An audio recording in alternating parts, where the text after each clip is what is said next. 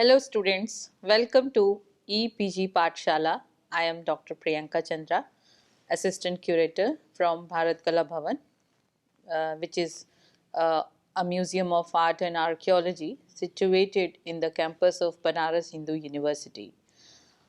Today we are going to talk on the module which is depiction of women in art and architecture of Mauryan up to Kushan period under the paper Women, Theatre and Fine Arts. So there are main objectives which we are going to discuss in this module is the status of women during Mauryan period, during Kushan period and during Shunga period. So it is a big time span of about 600 years, and we will talk on the basis of literature as well as material remains.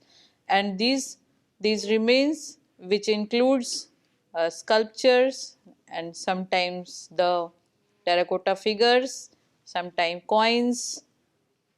So, the North Indian Mauryan Empire flourished during 3rd century BCE, and its maximum extent controlled all over the subcontinent except the extreme south, and introduced stone monumental sculptures to India through probably drawing greatly on existing Indian tradition in wood as well as the influences from ancient Persia.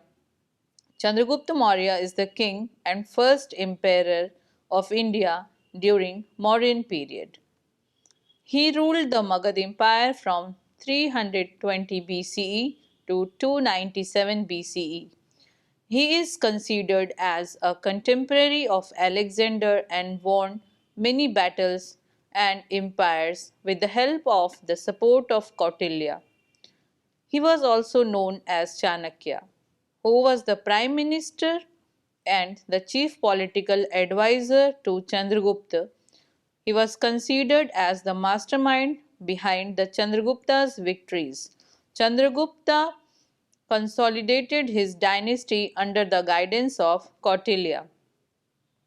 The Emperor Ashok, who died in 232 BC, adopted Buddhism about halfway through his 40 years regime and patronized several large stupas at key sites from the life of Buddha, although very little decoration from the Mauryan period survives, and there may not have been much in the first place.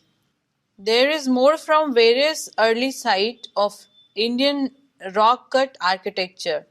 The most famous survivals are the large animals surmounting several of the pillars of Ashoka, which show a confident and boldly mature style, though we have very few remains showing its development.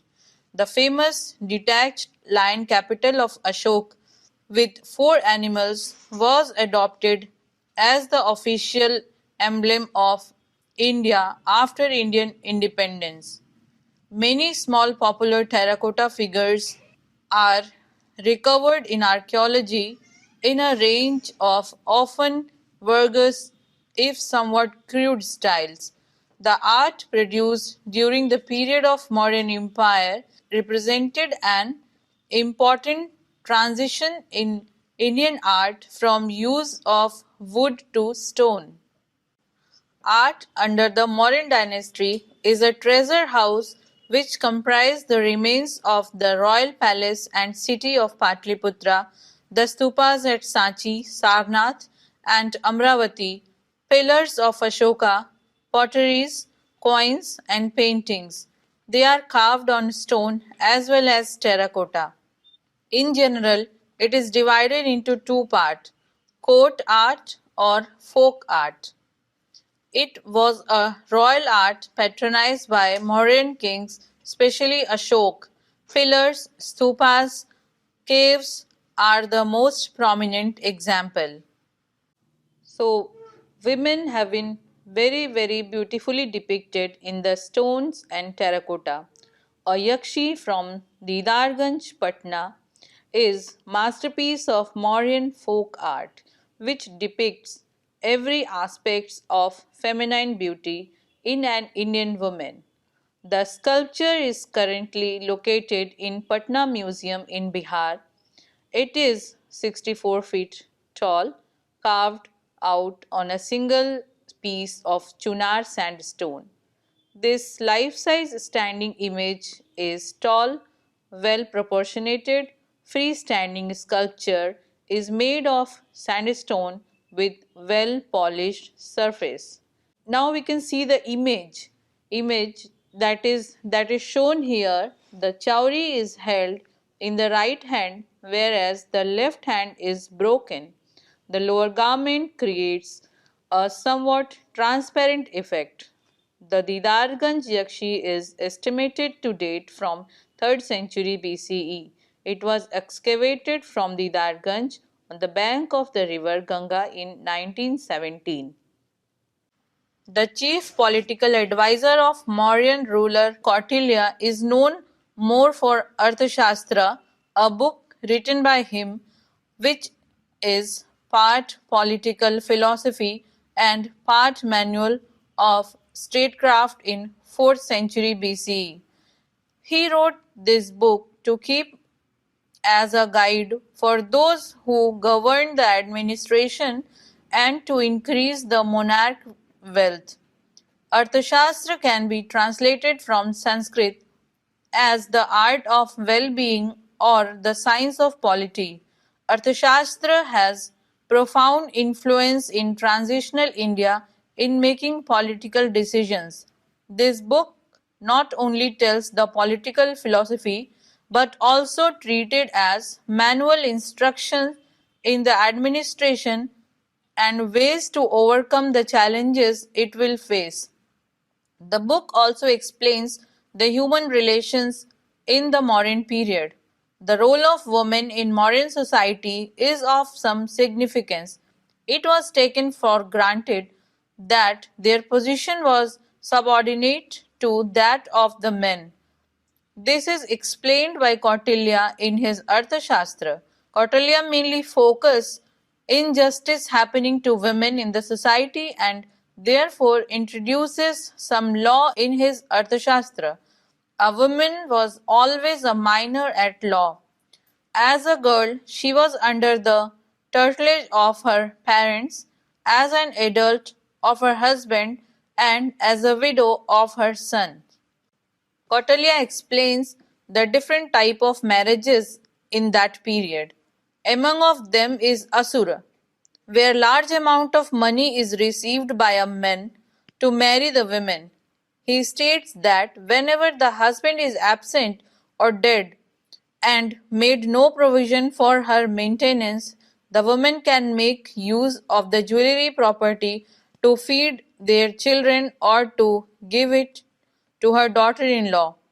If the husband is alive, he too can use this property in the situation of dangerous diseases or to use in the charitable act. If the husband is dead, the woman should be given her jewelry and money back that she owns and should also receive the balance amount that is given to the guy's family for the marriage.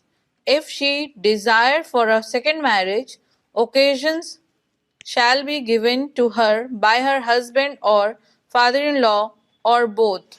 She will be eligible to give the property back by the father-in-law only if she marries the one he chooses. If the woman has son, she shall be not at liberty in using the property that she needs to give to her sons. Sons should receive the property from her.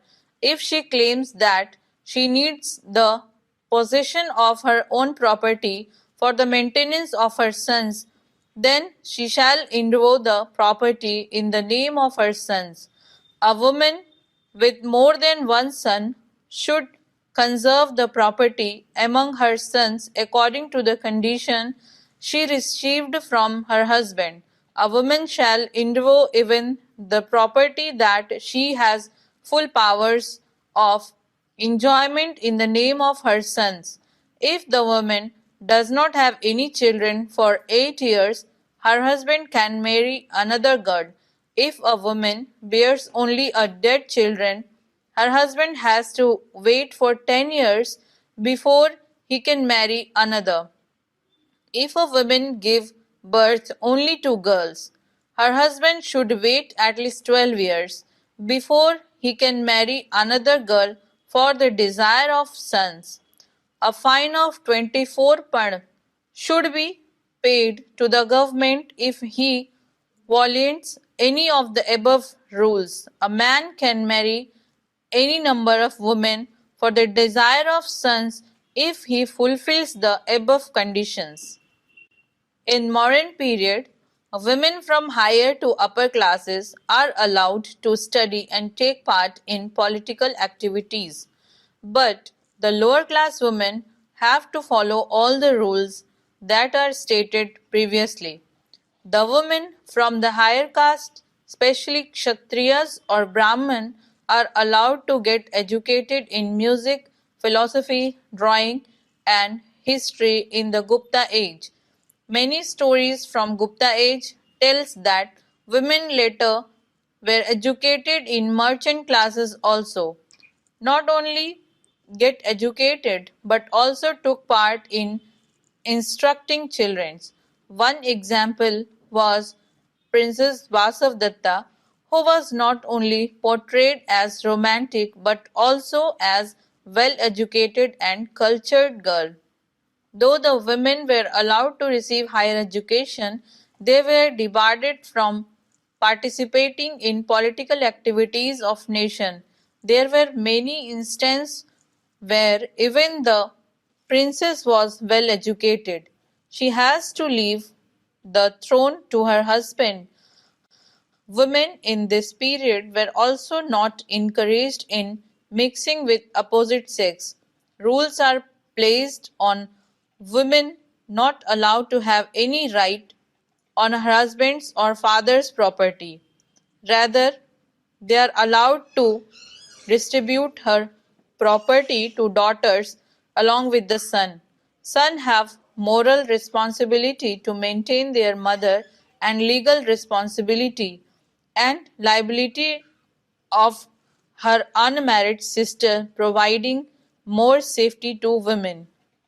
During this time, widow remarriages are allowed. Usually, the husband's brother will marry the widow in the warrior classes. These widow marriages were most prevalent among the slaves and Shudras. If the woman chooses not to marry, she has to spend the rest of their lives in strict adherence to the rules. Among the upper classes, women are allowed to choose the groom, and in the lower classes, parents will choose the groom for their daughter. Intercaste marriages are not allowed during this time period. The first duty was to wait on her husband's fetching and caring for him, rubbing his feet when he was weary, rising before him, and eating and sleeping after him.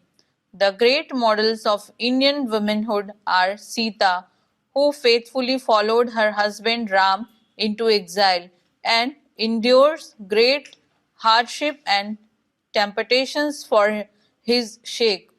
The Savitri who followed her husband Satyavan when he was being carried away by the death god Yam, and so impressed the god with her loyalty that he released her lord. The Kautilya's Arthashastra explains that the men will attain majority when they become 16 years old and women will attain majority when they turn 12 years old. A woman who hates her husband and loves another man should come back to her husband and give all the money and jewelry she possesses to her husband and should allow another him to lie down with another woman. Divorce system is introduced, but a woman cannot take divorce from his man without his will, and a man cannot take divorce from her wife against her will. Women should not engage in amorous sport and drinking. If they are found engaged in any of these activities, they have to pay a fine of 3 panas to the government. This fine will be increased if women were found in such activities in daytime. In that case, they have to pay a fine of 6 panas. Apart from this, women are not allowed to go out and see amorous sport involved by other men apart from their husband. If they do so, a fine of 12 panas should be paid. A woman shall be fined 12 panas if she goes out of the house when her husband is asleep or intoxicated. The same fine applies if she shuts the house door against her husband. Finally, if a woman makes signs with another man with a view to sexual enjoyment or involved in any conversation with sexual intention, she will be fined 24 panas. In place of fines, whips will be substituted if they hold or involve in conversation with another men in suspicious places. Women in the time of Magad, also considered as part of Mauryan Empire, participated in the wars along with men. While child marriages still exist, the concept of Swamvar was introduced, which means women can choose the man whom she wants to marry. Men and women have to do religious ceremonies together. Women enjoyed equal rights with men in all aspects, and there are no restrictions on women education. They were allowed to participate in philosophical debates along with men, though the parents' consent is still required for the marriages. They were allowed the freedom to choose among the grooms. Child marriages slowly started vanishing. Women are allowed to participate in sports and allowed to watch the sports played by other men. But liquor consumption by women is still treated as wrong and will charge fine on them. Women don't need to give dowry to groom, and dowry will be given to women only with physical defects. Thus, the women's life changed in the India during Mauryan period. They have risen from the bottom as explained in Arthashastra to the equal level with men as explained from the two secondary sources. The Shunga Empire is a Magad dynasty that controlled north, central, and eastern India as well as parts of the northwest during 2nd century BCE. It was established after the fall of Indian Mauryan Empire. The capital of Shungas was Patliputra. Later kings such as Bhagabhadra also held court at Vidisha, modern Besnagar in eastern Malwa, Madhya Pradesh. The Shunga Empire is noted for its numerous wars with both foreign and indigenous power, although several kings patronized Buddhism. It played an important role in patronizing Indian culture at a time when some of the most important developments in Hindu thought were taking place. The richness of India's spiritual tradition, from which the whole world has gained insight, owes much to the period.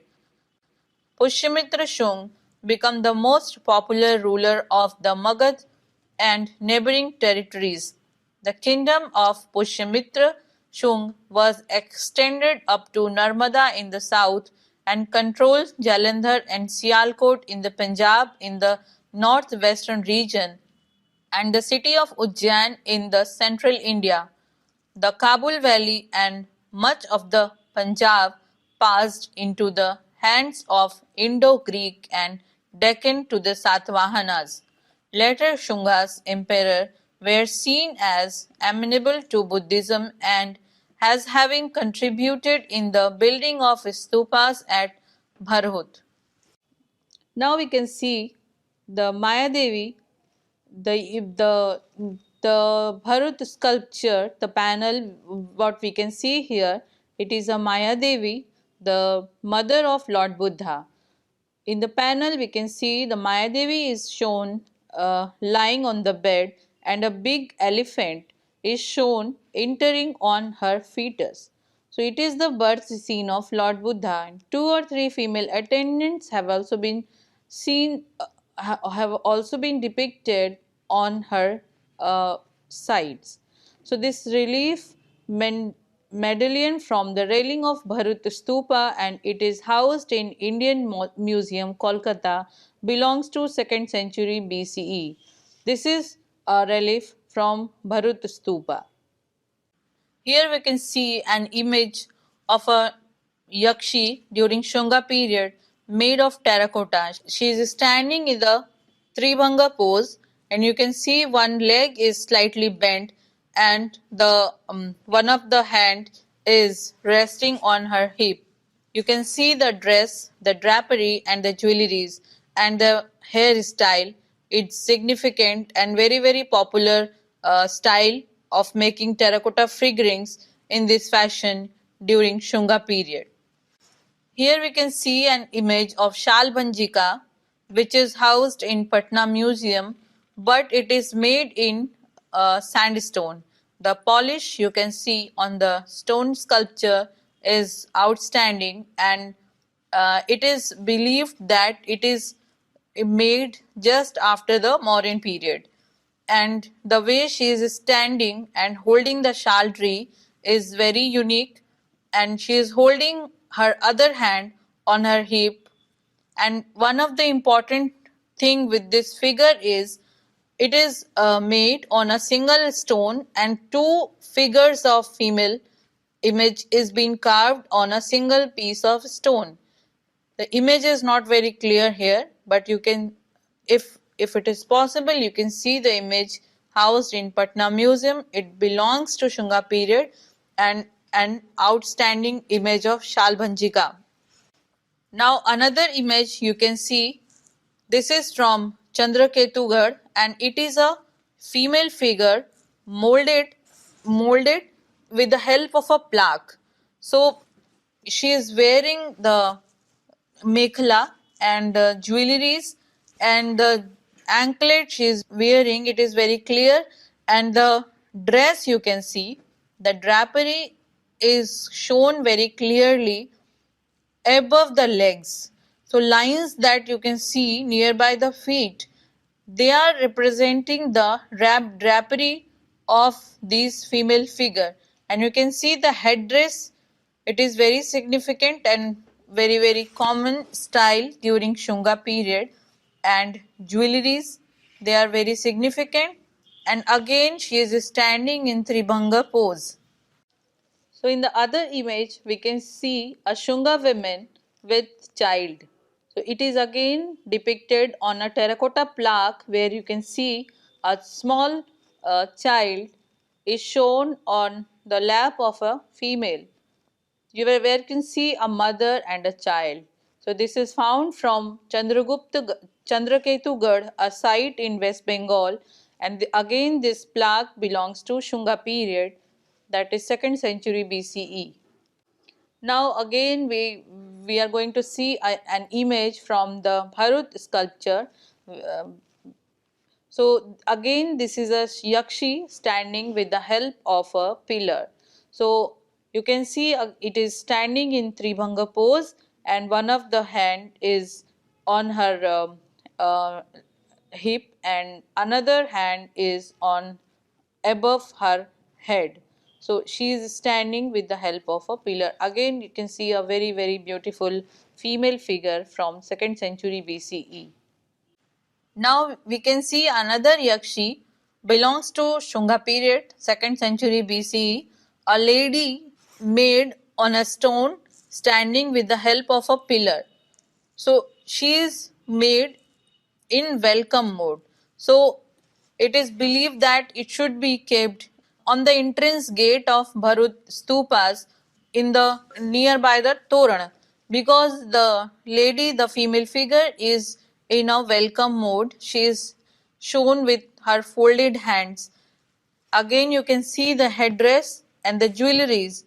Square type of earring she is wearing, and the way she is standing again in Tribhanga pose, and the mekhala which is shown a specific knot you can see on the waist, and it is also significant because this lady is standing on elephant. The Kushanas has originally belongs to the region of western China. They are also known as Yuchis. The Kushanas defeated the Shakas and Pahlavas. Parthian went on to create a big empire in Afghanistan, Pakistan, and northern parts of India. The first important ruler of the Kushan dynasty was Kuzul Catphises or Catphises I. He occupied the valley of Kabul and had also issued coins in his name. He was then succeeded by his son Vim Catphises or Catphises II. He had conquered the areas of northern India till Mathura. He had issued coins proclaiming himself as a Shiva devotee, as the ruler of the whole world. Thereafter the Kushana's empire was ruled by Kanishka. He is considered the most important ruler of Kushan dynasty.